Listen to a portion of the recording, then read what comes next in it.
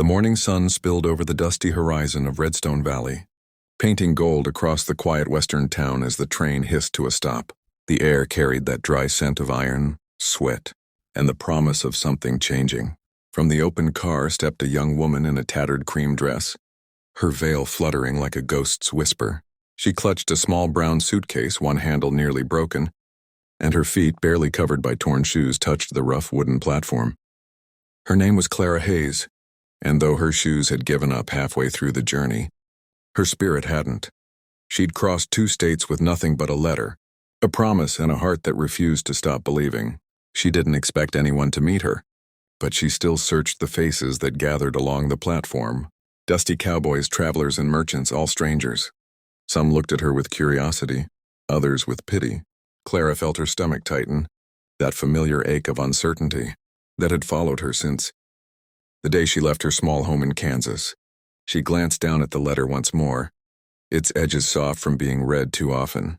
The words inside were simple but enough to give her hope. "If you'll come to Redstone Valley, I'll make a home for you. Thomas McGraw." Thomas McGraw. The name belonged to a man she'd never met, a cowboy who'd written after hearing of her father's passing through a distant cousin. He'd offered her a place, a partnership, maybe even love. She didn't know what kind of man he was, but she knew that sometimes hope was worth the risk. The platform creaked under heavy boots, and Clara lifted her eyes. A tall man stood a few paces away, his shadow long across the planks. He wore a brown leather vest over a faded white shirt, dust-stained jeans, and a gun belt slung low across his hips. His eyes, steady and gray as storm clouds, studied her quietly. For a moment, the whole station seemed to fade away.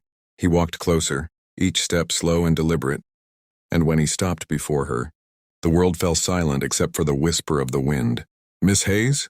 he asked, his voice deep and low like gravel rolling in a stream. Clara hesitated, then nodded. "Yes, sir. I'm Clara." He took off his hat, his expression softening. "I'm Thomas McGraw." For a heartbeat, Clara just stared. She hadn't expected him to be so real. Her heart fluttered as she tried to gather herself. "I'm sorry for my appearance." The road wasn't kind.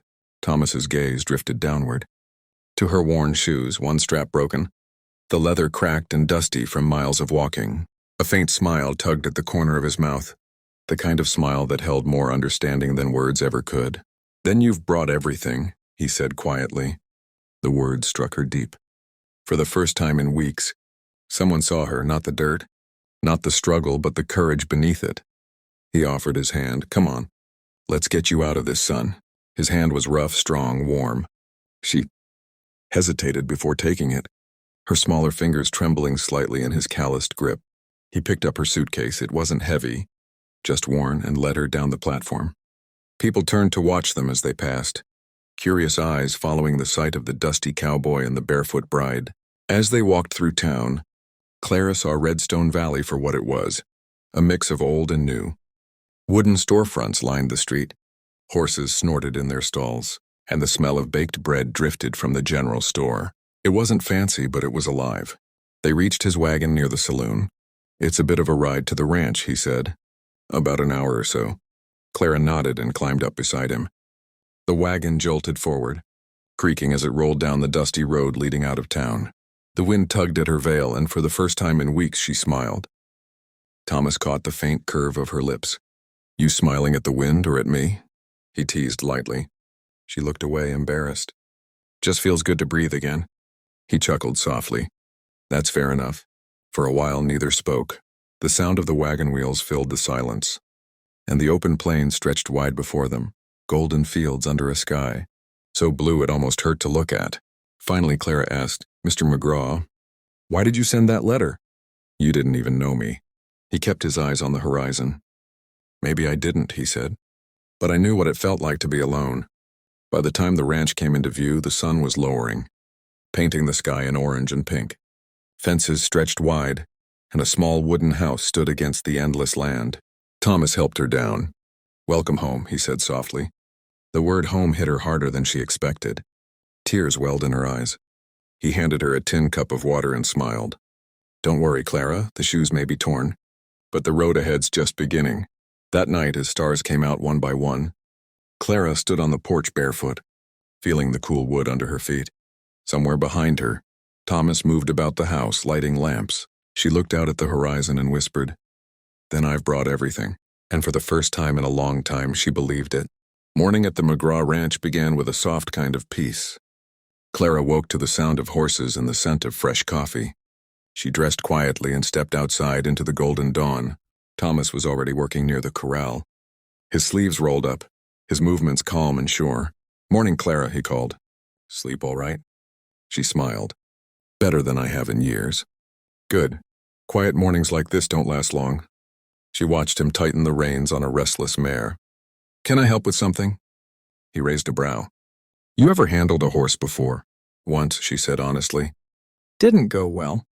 He chuckled. "Then we'll start smaller." He handed her a bucket of grain. "Feed the hens. Then we'll see if you're brave enough to try the barn." Clara did as he asked.